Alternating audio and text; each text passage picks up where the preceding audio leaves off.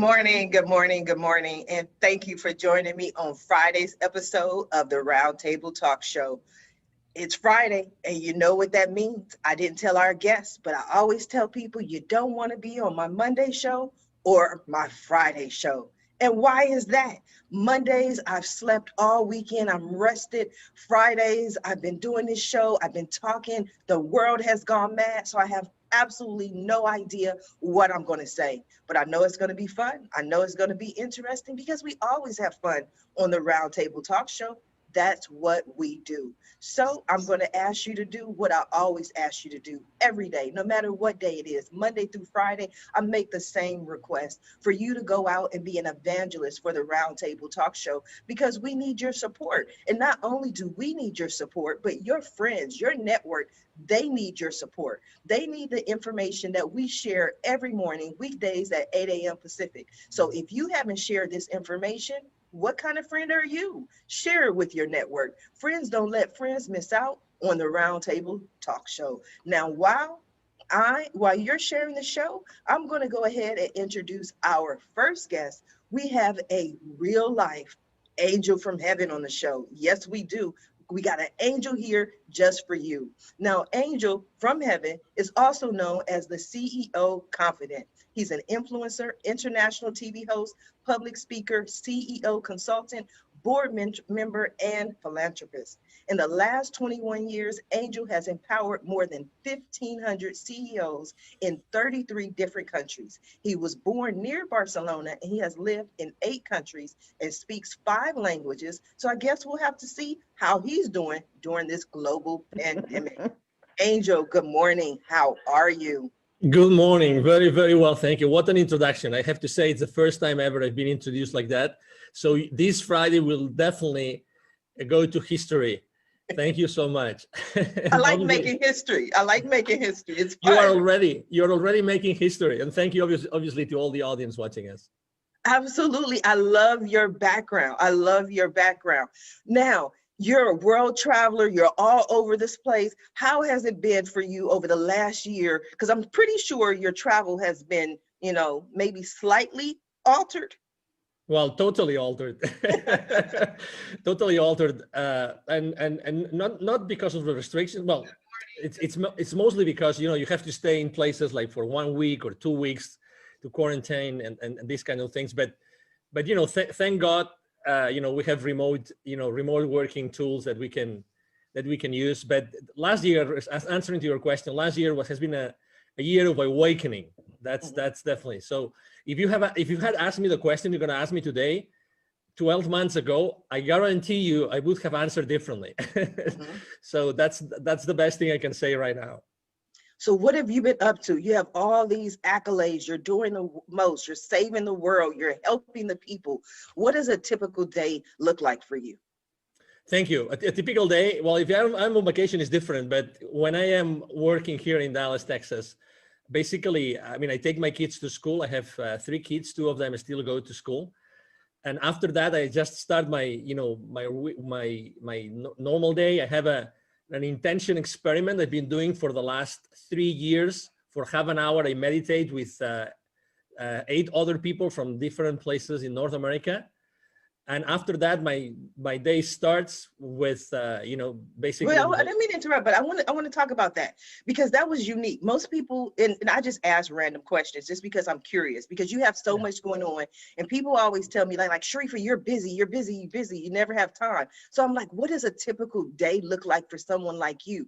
But intention experiment, I don't want to gloss over that, because I've heard about, morning prayer calls and meditation, but intentions and experiments don't typically go together. Please clarify. Thank you. So basically, a few years ago, I went to a conference of a gentleman. He's of a doctor called Dr. Joe Dispenza. At that event, I got to know, before going to that event, I had read a book about Lynn McTaggart, because Lynn McTaggart interviewed Dr. Joe Dispenza. Lynn McTaggart, she lives in the UK, and what she does is she conducts worldwide intention experiments. Actually, you can go Lynn McTaggart, you can Google her, and she has a great book about that. So basically, intention experiment means that every single morning a group, we are 9, but a group of 8 or more people can meet up, and basically they decide, okay, so today we are going to intend for something specific that we want to happen.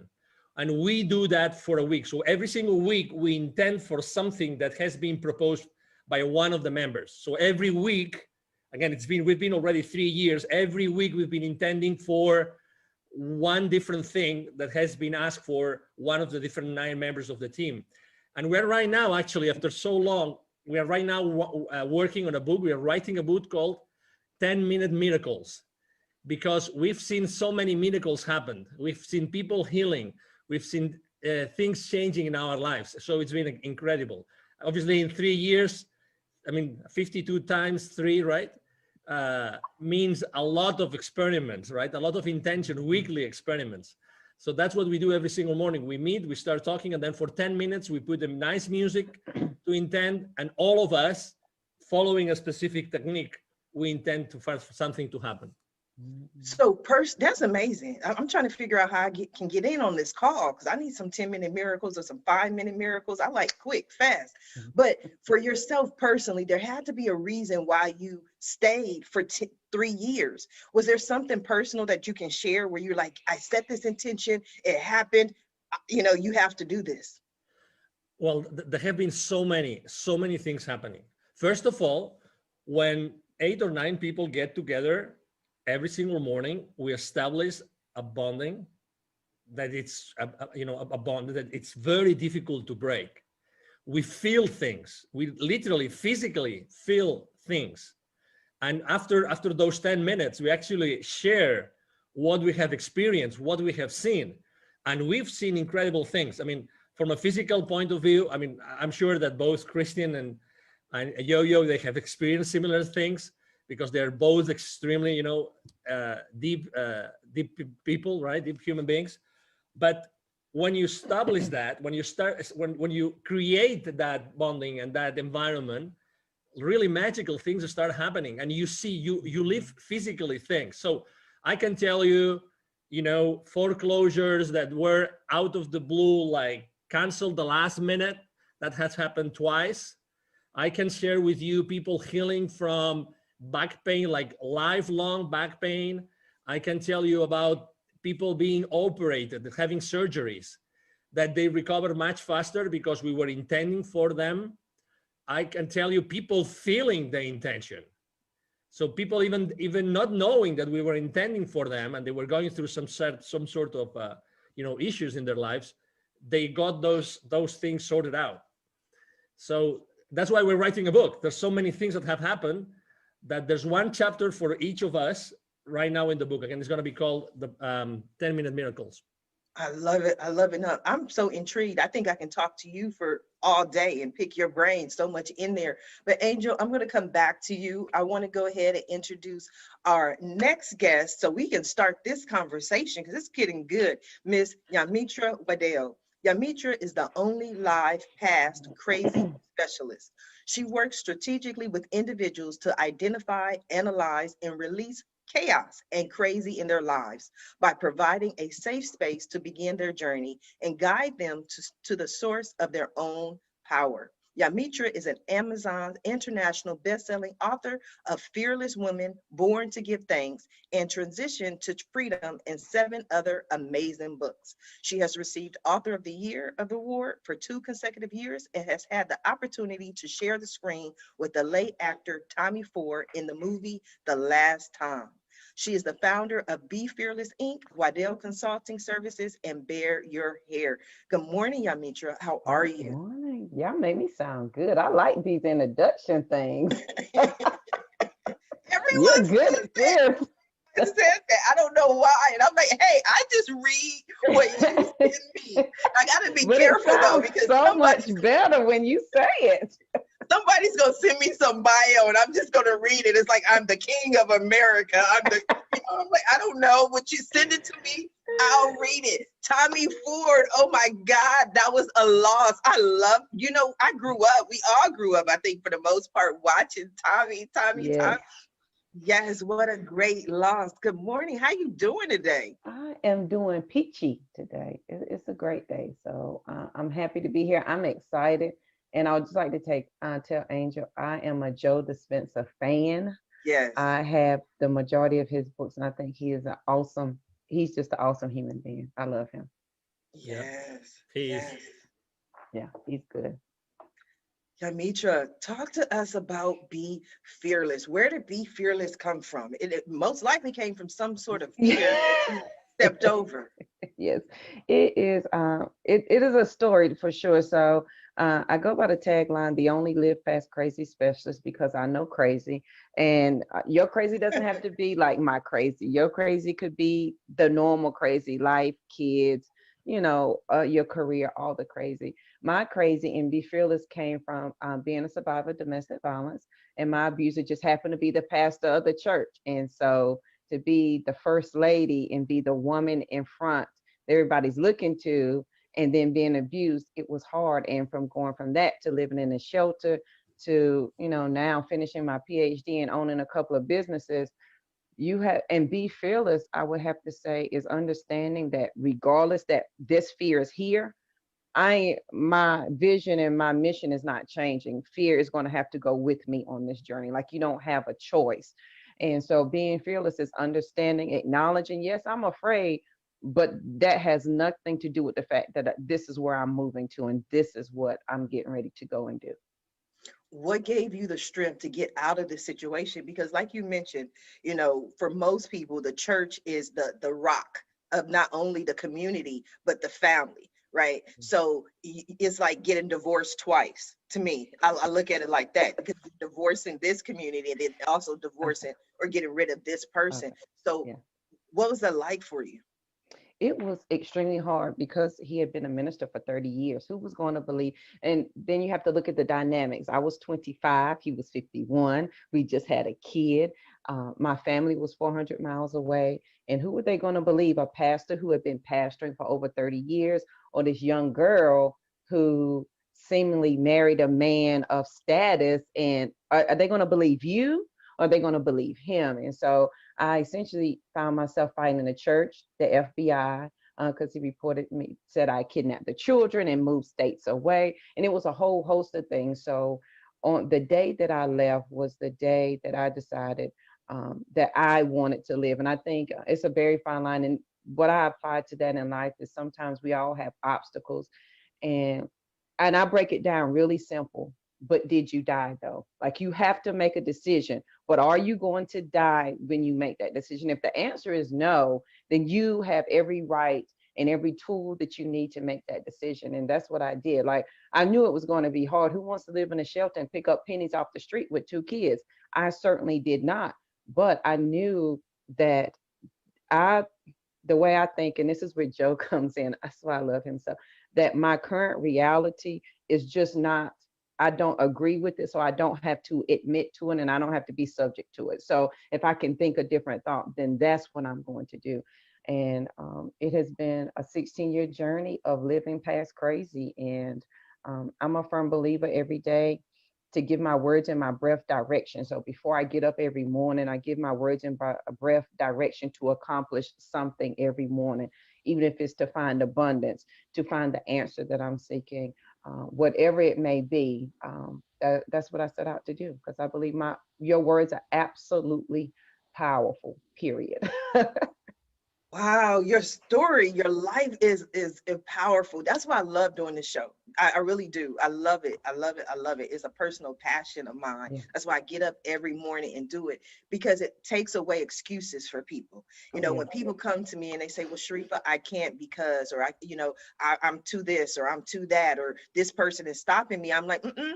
You're going to watch January 8th episode of the Roundtable Talk Show. You're going to listen to those guests. And then, because if they can do it, there's no reason why you can't as well. And so much of what you're saying resonates with me in my life and my crazy, I guess. Mhm. But when I was in my worst times and I lost everything and was homeless, I would walk and I would literally speak to God, and I would say, God, I know you didn't bring me this far to Yeah. just bring me this far. Yeah. So you went through all of that, owner of multiple companies. Was there a point where you said, you know what, there's something better, something greater, there's something else out there for me? Yeah, oh, absolutely. I'm a fan of quotes and affirmations, and I'm a nerd. And one of the things that I could not do when I was married was go to the library. And the first day that I left, I went to the library and I was like the little kid. I faced the wall, and I love to smell books. I know that's strange, but I love the way books smell. And I smelled books, and I had a stack of books in my lap. And the first book I opened, I couldn't tell you the name of it, but the quote that I opened up to was by John Wooten, and I'm also a basketball fan, and it says, "Don't let what you cannot do interfere with what you can do." Because I was like, JoJo, what is it that you can do? Because I couldn't find an attorney that would help me. Nobody wanted to help me because everything was so crazy. And that quote came into play because it says, if you focus on what you can do, what you cannot do will take care of itself. And I was like, well, JoJo, you already had 2 undergraduate degrees, so that must mean you're not stupid. And so I learned the laws of North Carolina for representing myself, and I went to court and represented myself, won the case, and I live by that quote. Don't let what you cannot do interfere with what you can do, because what you can do is a lot more than what you cannot do. That is just what you choose to focus on. So I live by that quote, and then 2 more. Never close your mind to an idea simply because it's miraculous, because the idea came to you for a reason, and you are absolutely qualified to be exceptional. You're just nervous in front of your current community. We're just nervous because I want to be the first millionaire in my family, and who in my family is saying that? But it doesn't negate the fact that I'm absolutely qualified to do that. And so when we focus on those things and eliminate the negative, it becomes an amazing journey. Yes, yes. We just gonna change that M to a B though. We gonna have you. Yeah. We gonna start with Yes. billionaires We'll now. take That's that B. Yeah. yeah. We gonna change that. Everything else I'm gonna stand in agreement with, but we just gonna make that change. Wow, what an amazing show. If you have not shared this show yet, go ahead and share it with your friends, because I always tell people, people don't believe me. It's the truth. Guests can attest. I do not select the dates that the guests appear. The guests decide what days they want to appear, and somehow, some way, there's Mhm. always a common theme. I don't know how it happens, just like Angel from Heaven probably doesn't know exactly how the 10-minute miracles happen, but we've seen them happen Yes. over and over and over again, which brings me to my next guest. And I know he's going to have a very important take on this conversation, Mr. Christian de la Huerta. With 30 years of experience, Christian is a sought after spiritual teacher, personal transformation coach, and leading voice in the breathwork community. He has traveled the world offering inspiring and transformational retreats, combining psychological and spiritual teachings with lasting and life-changing effects. Good morning, Christian. Morning, Sharifa, and thank you for having me. Well, I'm honored to be here. You are so welcome. What do you think so far, Angel? Yamitra, what do you think? What are your thoughts?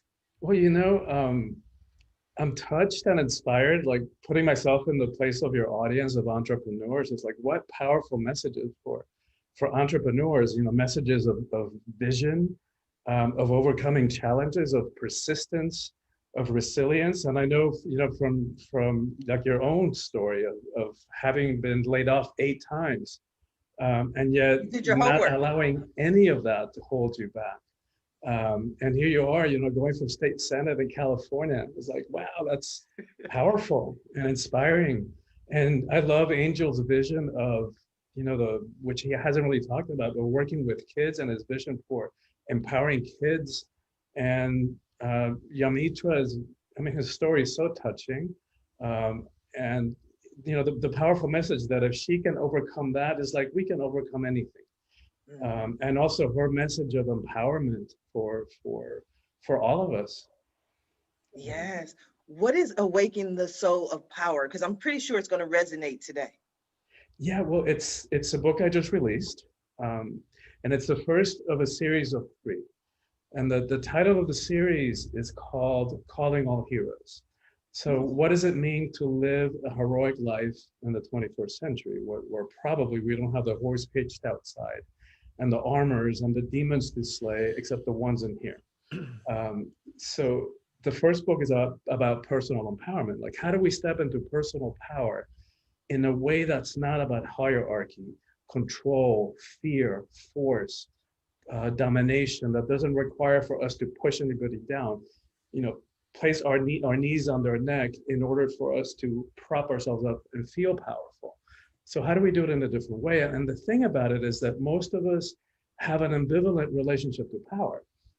And we want it and we long for it, but we're afraid of it. And as I've been working now for 30 years, doing retreats and working with people's mindsets and helping people get free from fear and limitation, what I've come to realize is that what we're afraid of is that we might abuse it. And no wonder, right? Like all we got to do is turn on the news or read the morning headlines, and every day witnessing countless examples of abuse of power. And no need to even get into examples today because it's right in front of our face. And so, but and then we've been so conditioned, but with quotes like power corrupts and absolute power corrupts absolutely. And then what good-hearted person is going to want to be corrupted? But what they forgot to tell us or failed to tell us is that quote from Lord Acton was it's part of a larger context where if you read the whole thing, the whole paragraph, it's clear that he's talking about political power, not about interpersonal or personal power. That's what we're all talking about here, right? Personal empowerment, in approaching it from different ways. And then the other aspect of that is we've been so conditioned as a society to be afraid of the emotions, right? We've labeled the emotions weakness, and especially men. Since we're little kids, we're like, the little boys don't cry, because in some twisted way along the point along the way, we label the emotions weakness and feminize them, as is the feminine was weak. Like if you want to talk about power, let's talk about the power of creation, right? And so that there's nothing feminine about the weak, but we've been conditioned that way. And so then we're afraid of conflict. We're afraid of confrontation. We're terrified that if we really bead all of who we are, that other people may not be able to handle us. So then we stuff ourselves, we stuff our emotions, and that doesn't work, right? What used to be spiritual teaching, that everything is energy, now we know from physics that everything is energy. Like that's the case. It's no longer spiritual teaching. So including the body, including the emotions, we know from physics too that energy cannot be destroyed. So just because we stuff it, it doesn't go away, right? All those emotions don't go away. They get stuck in the tissues of the body, and we walk around with them. And after decades and decades of suppressing ourselves and suppressing our emotions, we walk around like these cauldrons of suppressed emotion, which we then start either react, like somebody just rubs us the wrong way and we react because we're reacting to a lifetime of suppressed emotions, and we bring damage to our relationships, or that energy has to come out somewhere. So it starts showing up in bodily symptoms, cancer, ulcers, heart attacks. So we've got to learn how to feel and how to identify our emotions and learn how to communicate them responsibly, courageously, compassionately even. I think that is powerful. We're all on the same page today. I think that's so wonderful. Everything you're saying resonates with me. And it also reminds me of, like you mentioned, I am running for Senate 2024. I'm excited about that.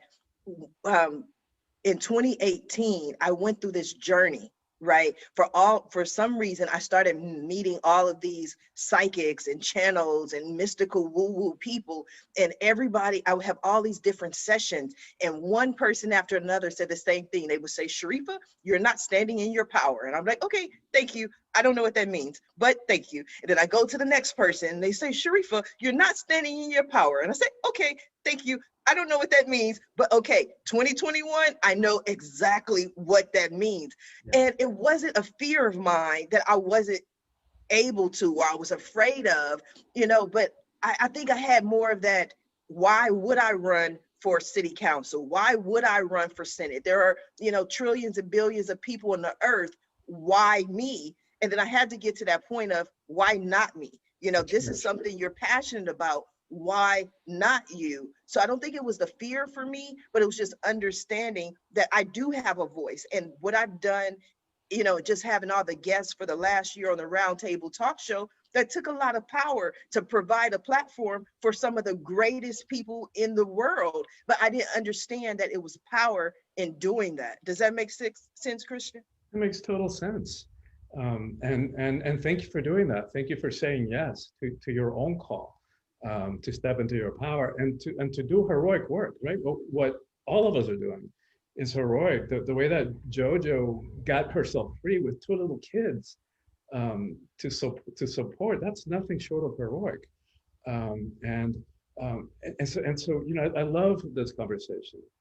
And another way that we see commonality in all of us is this desire to make a difference in the world. Mm-hmm. Right? And it's that desire to make a difference in the world, that conviction, that allows us to use JoJo's framework to not allow fear to hold us back.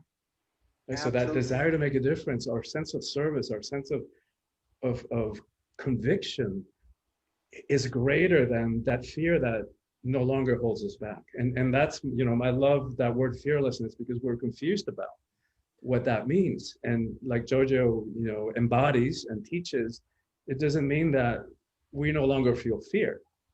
It just means that we no longer allow fear to hold us back. Yes. You made an interesting point though, Christian. I want to ask JoJo, because in everything I've done, being laid off 8 times, losing everything, even this entrepreneurial journey that I've been on since 1994, people always ask, why did you do it? And I'm like, because my kids said, Mom, we're hungry. There wasn't this deep rooted, I want to save the world. My kids were like, Mom, dinner needs to be served somehow, some way. So JoJo, when Christian looks at you and he's like, you know what, just getting these 2 kids out of this situation, that's powerful. And I agree wholeheartedly. There's power in that. But at that moment, were you thinking about the power, or you just like, I got to get out of here? Oh my God. I was thinking, and I'll just give y'all a quick backdrop. The day I left, my abuser had taken advantage of me in front of our 3-month-old, who was a preemie, who had just got out of the hospital. And so she was only 60 days old, and she only weighed 4 pounds. And so he had taken advantage of me in front of her. And I tried to kill myself that morning. And then the next morning, that night, he tried to have me committed to a mental hospital. And I was like, this can't be my life. Like, is this going to be my life statement? And then that morning, July 26th at 7:30 in the morning, I stood at that front door and I cried for 35 minutes, because I knew when I opened up that door, it was going to say door open. And he might have been a heavy man, but he was a quick man. I was like, either I'm going to die trying to leave here, I'm not going to willingly let you kill me. And that's exactly what happened. Mind you, my family was 400 miles away. I didn't know a soul. I had no money. I drove a car. The front wheel fell off if you went over 45. There was no tag, no registration, and no insurance on the car. So when I left, it was the last thing it was my last ditch effort to say, if you're going to live, today is the day. Well, you better put all the living you got in this moment right now. Come hell or high water. That's all you got. And that is what allowed me to walk out that door. Now, has it been easy? No. The lights off, power off, gas off. I'm eating once a day, asking my coworkers, you want to finish your lunch so I can eat? So whatever's at the house, the kids can eat. But it's in that moment that you have to decide, do you want to live or die? And I think that sometimes this was my crutch. But it's so hard. It's hard to make a decision. I don't know. It's not hard. Making the decision is the easy part. What's hard is dealing with the ramifications that come with the decision. And so for me, 2 things. Is this going to be my life statement? Are these going to be the last words that everybody's going to know JoJo for? And are you going to put all your living into this moment? And if that's what you're going to do, then sister, you better get moving. Absolutely. Angel. If I may add something, after hearing both Christian and Yo-Yo, probably they don't know, nor Christian nor Yo-Yo, and they don't know, but Tony Robbins has been quoting you for the last probably 10, 15 years when he says that we are so fearful of our own power. Yes. And that's probably why we don't step into it so easily, because we are fearful of ourselves and what we can do with that power, right? So I was having chills as I was listening to both of your stories. It's definitely magic what you have, what you are building here today, Sharifa. Thank It is. you. And Thank I you. would say, and Angel, you saying that reminded me, I have a journal. I host the Fearless Morning Show weekdays on Facebook at 7:15. And so we talked about this a couple of weeks ago. In my journal entry from April of last year, I wrote a note to myself, and it was like, JoJo, why are you so comfortable in the darkness? And my answer to myself was because I was so afraid of my light. I was afraid of the brightness of my light. And I think we all can agree that at some point we found a journey that spoke to who we truly are. And it began in our mindset because our mind is our superpower. And it was there that everything that we decided to embrace the light instead of the dark. Yes. Angel, have you had a moment when you felt like you were not standing in your full power or you were afraid of your power? Well, so many times. If I had to choose one, probably it would be when I left corporate America. Mhm. That was 5 years ago. And, although I had been, I mean, it's funny because when you read my bio, it sounds so wow, right? That eyebrow raising effect. But can you believe it or not? I mean, I was really like, oh, I don't know what I'm going to do. I don't know if I don't know what I have really done in my life. I mean, I don't know if what I have learned or what I have done to others or for others is going to serve me, really. So, when you said, the famous imposter syndrome, Yes. that, Yes. you just, you go from a very structured, massive, I had worked since the 90s for large multi-billion euro corporations, and suddenly you are by yourself, right? And I was, and you say, well, I don't know what I'm going to do. And I was extremely fearful. And it took to me many months, I have to say, many months to actually just sit down, take a piece of paper, so easy, take a piece of paper, a pen, and start writing my accomplishments or what I had done throughout my entire career. Then when I started to, write down some numbers and making some calculations, it was then when I realized, well, maybe that's something, and maybe I can add value to someone's life and someone's business with what I have done. But oh my God, I mean, I was so blind, so blind. I really didn't want to see. It's not that, it's not that my prescription glasses weren't right. It was just like I didn't want to see the obvious. I mean, very often they ask me, what would you change, right? I mean, this famous question, what would you change if you were given another opportunity? Oh my God, I would change so many things. But the number one thing would be, I would step up. I would start exposing myself like crazy since day one. I would start sharing my story because, we probably both of us, excuse me, all of us, we have shows or we have interviewed people Mhm. for sure. And we all know that the real power of our conversations is that we know for sure that someone right now is listening to us and we are going to change their lives. Yes. For sure. That's Yes. happening right now. I mean, not for me, but for you, but this is happening. That's why we do what we do. With our questions, we're trying just to open up ourselves so that others, are able to listen to those messages. So had I started to share my humble messages from the very beginning, I would have started impacting others' lives immediately. Immediately. We just have to open our lives, open our mouths. And let me tell you a little bit of an anecdote. So it took to me almost a year to open myself and to do my first ever Facebook Live. And it was by myself. And I thought I have to make like an announcement to the world, right? Okay. So I went there, I explained, probably I didn't have all those numbers yet, but I went there, explained why I was doing what I was doing. And then I remember, as if it was now, when I clicked like stop broadcasting on Facebook, I started crying like a baby. It was, I mean, the pressure I put myself, like just to go raw into the world, saying who I was and what I was doing and what I was standing up for. Oh my God. But I will never forget that moment. But I said to myself, oh my God, I wish I had done this more and so That's powerful. That is so powerful. And the fact that you even share that moment, I'm pretty sure that many people who tune in to watch you had no idea. I mean, when we do our shows, like you mentioned, all of us in some form or fashion have a show or have an audience, everybody thinks it's so easy, but it's not easy to be vulnerable. It takes a lot to be vulnerable and to talk and to share your message. yeah, absolutely. And probably, right now, I don't care that much because, whatever happens. And that's one point that I wanted to make, maybe changing gears a little bit, which I think is killing us as a civilization, which is that thing of fitting in. Yes. We are raised to fit in. We have to follow certain patterns. And, regardless, I try not to talk about religion and politics and everything, but regardless of where you are today, regardless of what our avenues are, regardless of where we for, and anybody in our audience right now stand, we really want to help each other. We genuinely are good and want to do good. But, we are taught, unfortunately, I still have 2 kids in school age, right?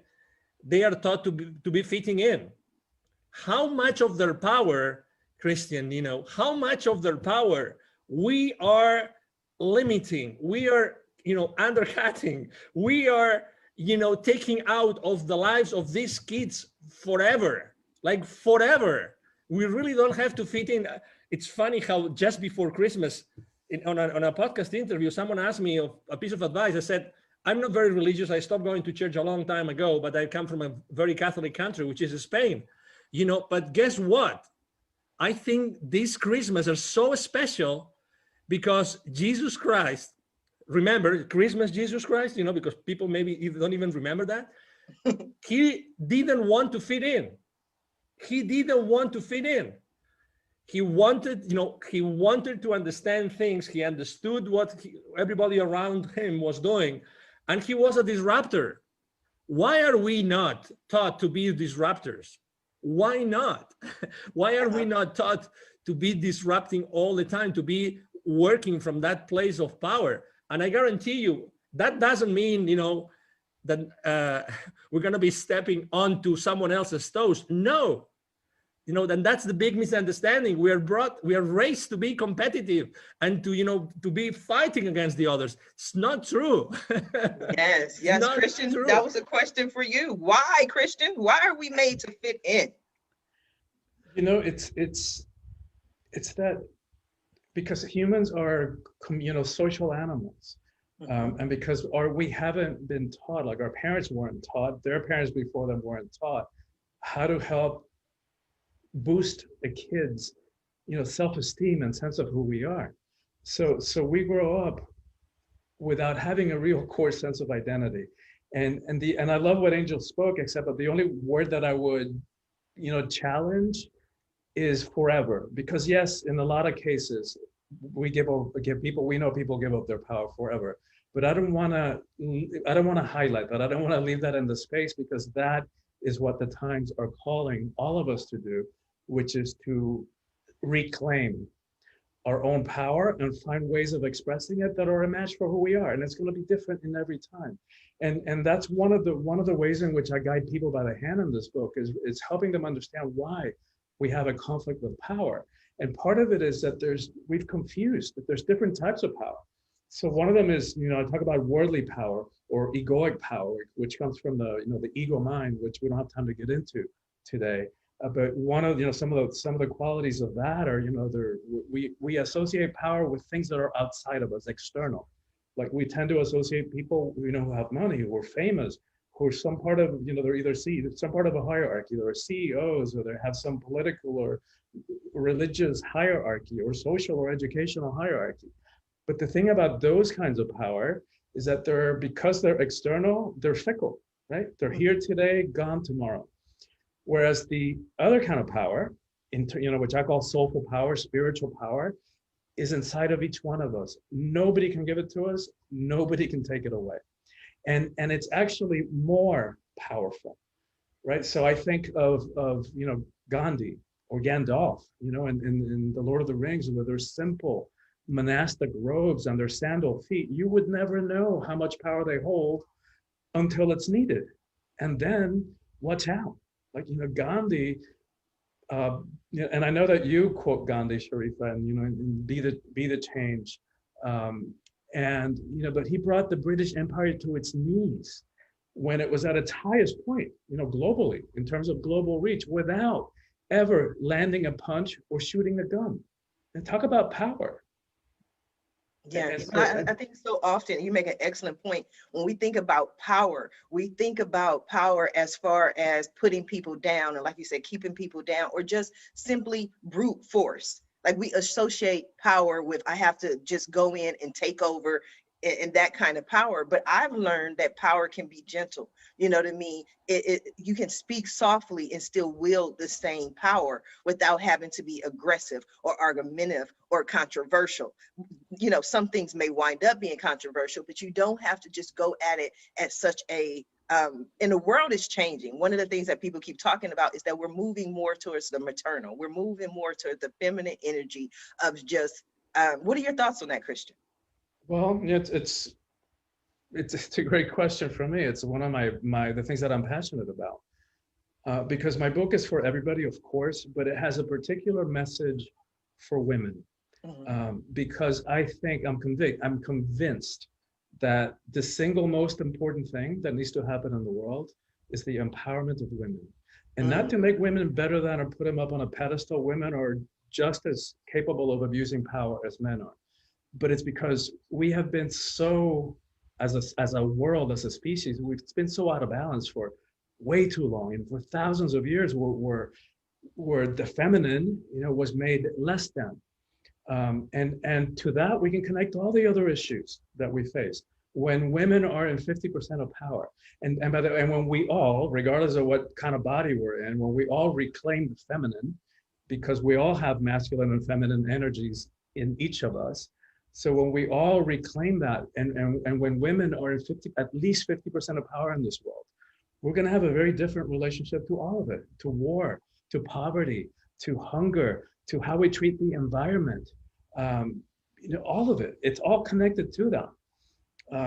And so when I think about strategically, like if there was one thing that I could focus on in my limited time, here on this planet, that's what I've landed on. Because by empowering women, we impact everything else. Yes. Angel, what are your thoughts on what Christian had to say?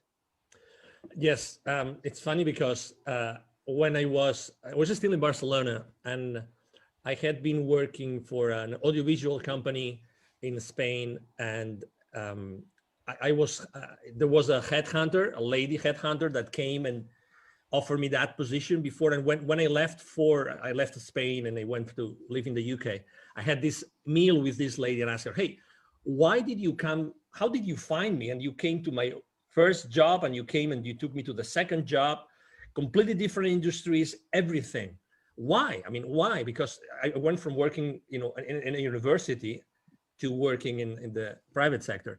And she said, because Angel, you have something. And don't get me wrong, I mean, that's the 90s, okay? So because you have something which not many people have, which is your feminine side is very pronounced. And I said, what do you mean? And why did it make me a good candidate for that position? And he said, because you see life differently, because you are able to put forward things that other people would hide. And throughout my life, it's been funny because I've always worked with more women than men. Every time I have had to actually build my own team, consistently, I've been looking for female power to compensate what was already in place. And I have always felt extremely comfortable working with women. And in corporate America, I have to tell you, in high tech, that was my industry. I mean, if there were maybe, 10%, 15%, and probably only on maybe marketing, legal, all those specific departments, right? Or functions. But in my case, it was always very clear. I mean, women confront life in a completely different way. And it's completely complementary. to what we do. You know, there's no good or bad. I agree with you. It's obvious. It's very clear, Christian, that yeah, and you said it very clear also, Sharifa, that I think that we're moving towards a world where feminine energies are going to play a much more important role, and it's true and it's necessary. And when I go to Latin America to help the underprivileged kids, and I find those kids and I'm teaching them, I focus completely on self-esteem, because those kids will never receive that message anytime soon. You know, I'm not going to say forever, Christian, but anytime soon. They're not going to listen to anybody. They're going to hear that message of empowerment. But I focused on girls, because girls are the ones that are more limited in their future. The views of their parents or their tutors, their views about what the life of that girl is going to be is super limited, super limited. I remember going to an area north of the state of Puebla in Mexico, where there are 186 different indigenous communities. Okay, so many different languages. All the girls work in the fields with the parents, and they help moms cooking at home and cleaning. That's what they do, right? In this entire area, every year from high school, because there's a high school in this entire area, there are 400 kids that graduate every year, okay? So only 2 or 3 of these 400 eventually go to college, and only 1 is a girl. Isn't it crazy? Crazy, crazy. I would love to hear JoJo's thoughts on that. I think that's definitely crazy. Yeah, I think that's crazy. But I think Angel and Christian both hit on something that as women begin to, first we have to understand the power of our energy. I just held a women's conference called Sister Rise, Revitalizing Individual Sacred Energy. And as women, as we begin to understand what our sacred energy is and how it's going to change the world and how we begin to impact the world, I think that's going to, it's going to make a big difference. And I think as women, as we begin to see ourselves differently, and we have to think about how big of an impact, and guys, you can think about this too, how big of an impact your mother had on your life. We do a lot of things because the women in our household did them. We make the macaroni like mama, we clean, we fold our towels. And every day we are creating a legacy for our children to follow in our footsteps. As women, you know, we look to daddies, because I was a daddy's girl too, but I looked to my daddy for business sense, but I looked to my mother to set up my traditions on how I was going to raise my children. And that's an excellent point, because I laugh with my son all the time. My son will be 24 in April, you know, and whenever he does something and it's not correct, I'd be like, gotta do it right, because people will say, your mama didn't raise you right, you know what I mean? Or they'll say, who raised you? I'm like, so this is not about you, this is about me, right? It's about me, because your name is all you have. And that, you know, in this book called The Awakened Woman, it says, if we forget if we forget who we are as women, then all who lean on us and look to us for guidance will be lost. So generations from now, great grandma JoJo, I could have lost everybody because I did not step into my power as a woman, and then understand that I have masculine, I have female, and I can manage them and hold them equally. But I absolutely, this is my wheel. I love this kind of stuff. So I'm over here dancing with my feet because I'm having a good time. You know, it comes to you know, it's attributed to Betty White, which she's, you know, her incredible, unique sense of humor. She said, you know, we're talking about courage, and she goes, and I'm not going to do it justice, but she goes, you're talking about having balls. It's like, those things are weak. You just thump them and they bend over and they collapse in pain. You want to talk about courage? Let's talk about vaginas. Those things take a pounding. Yes. It's all in how you look at it. It's all in the perception. I love Betty White. I love laughter. I mean, that's the beautiful thing. Anytime I do stand-up comedy shows, it's always my brand, Laughter Heals. We need more laughter in the world. We need more people to remember who they are and stand in their own power. And it may not necessarily be easy, but I definitely think that it's necessary. JoJo, I want to go back to something that you said earlier in the show, when you were making, when you after you left the shelters, at what point, because I think this is very important for the audience, at what point did you really decide to stand in your power as far as being a business owner and be an example and start your conferences? What made you say, if not me, then who? Because I knew it was something I needed. No one was, and my pet peeve is giving somebody so much information that they're overwhelmed. I'm the person, I need JoJo, do step one and then do step two. And nobody was giving me that. And I was like, okay, let me start documenting what I'm doing. Like, how am I getting over this? How am I changing my mindset? And what are the things that I'm doing? And so for me, it was, this is what I need. So surely somebody else needed. And what really made it hit home, because you know how you play entrepreneurship and you think you're going to do it. And I've been in healthcare for 20 years. I didn't want to give up the title that I worked at Duke Hospital or Duke Medical. I didn't want to give up that title, you know, that I've worked at all those places. And then I spoke the first time ever and talked to a group of ladies who were coming from welfare to work. And the lady called me like 3 days later, and she said, had you not shared your story, I would have killed myself. And I have a quote that I wrote right then, and it says, somebody is waiting to hear my voice, and they will not move until I move. So every day when I get angry and frustrated, like I can't figure this out, like I don't know what I'm doing, JoJo, somebody's waiting to hear your voice, and they're not going to move until you move. And so that was one of the biggest things that helped direct me to say, okay, you're gonna, honey, it came to you for a reason. You survived and you lived for a reason, and now you must do something with it. I think that is so, so powerful, amazing. Now, we are coming down to the last few minutes of the show, and I must admit, I have greatly enjoyed this show. Me At the too. end of every show, I just allow my guests to speak directly to the audience, to everyone who is watching this show live, as well as everyone who is watching it in the archives, and let them know what you want them to take away from your appearance here today. And we're going to start with you, Christian. Good. Thank you so much. And I want to, add one more thing for the men in the audience, because the current system, of toxic masculinity that we've been living in for the last, who knows how long, thousands of years, is not good for men either. Right? Of course, it's oppressive women in ways and in ways that are completely unacceptable and enough. But it's also been incredibly limiting for men. Like, no wonder men, have a shorter lifetime. They die 3 years before. No wonder the rate of suicide among men is like 3 times. I forget the exact number right now, but it's way higher. I think 70% of the suicides in America are committed by white men. So it's not working, right? The system is not working for men either.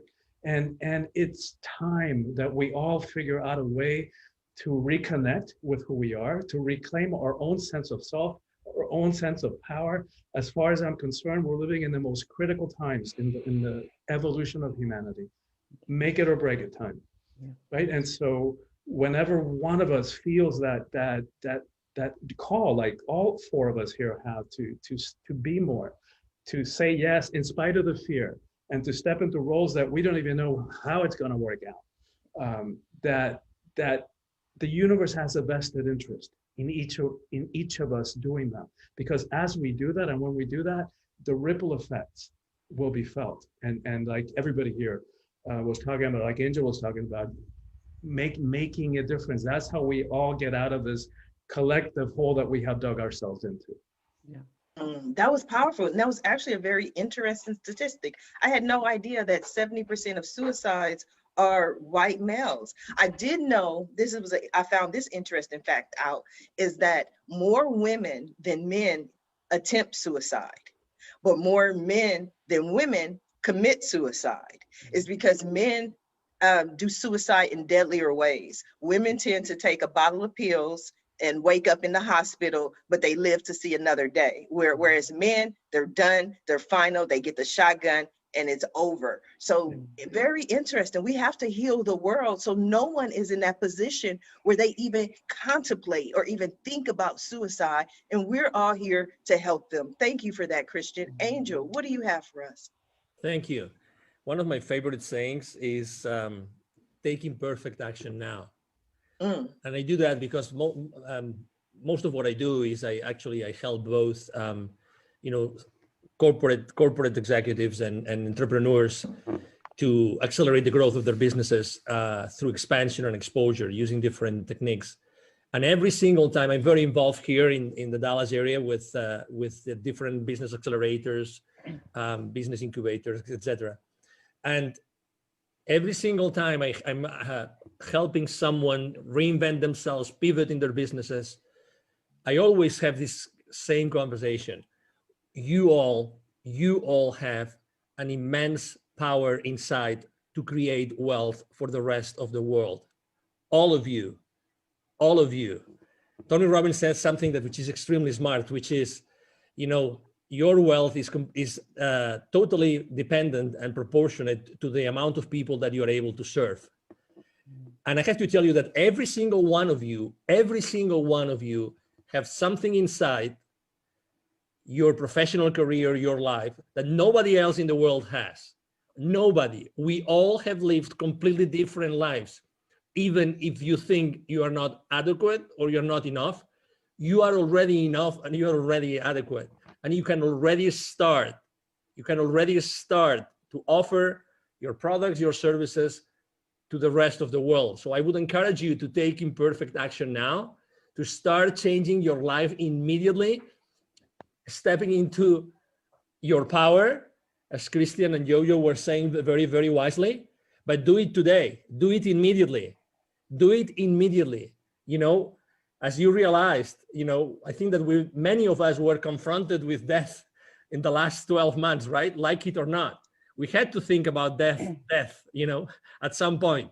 So, hey, you know, we can do so much good in this world and the world needs us. And if it's not us, it's not going to be anybody else. Exactly. I mean, it's great when I was listening to that from Jojo. It's like when I created my nonprofit Wisdom for Kids, I said, if I don't do that, who's going to do it?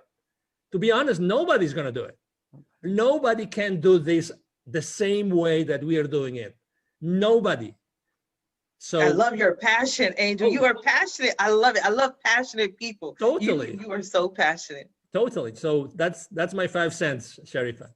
Oh, thank you for 5 cents. Usually we only get 2 cents. So I like that extra 3 cents. I love it. I love it. I love it. Thank you, Angel from heaven. Jojo, what do you have for us? Angel, I want to give you a word that I made up, but I think it will fit just right with you. It's urgentaneously. Like we have to take action urgentaneously. My kids hate when I say that. I need it done urgentaneously. They're like, that's not a word. Doesn't matter. It is. My daughter makes up words all the time. And I'm like, if Will Smith can make up Jiggy, you can make up whatever you want. So hey, I like urgentaneously. I'll just credit JoJo for that one. Yes. I would like to share my few cents is that as we all begin this journey, however we define it, describe it, some steps to live past crazy. And I call it self-care as gangster, because you have got to really want this for yourself to begin this journey. So there's just 5 things that you can start today. Number 1 is absolutely be quiet. You don't know what you like or what you want because you talk too much. So if you be quiet, you can hear what the God inside of you, the universe, the creator is trying to tell you. And there's a wealth of information. You have the answer. The problem can't exist without the answer already being there. They go hand in hand. Often we talk too much that we don't even want to acknowledge the answer.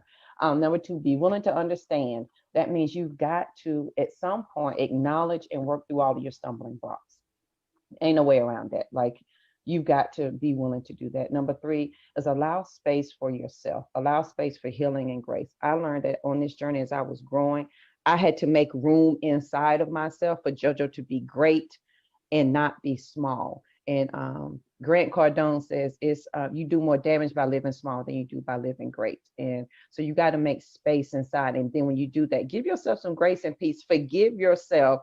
Yeah, you made a stupid decision, but you made the best one that you could at that moment with what you had.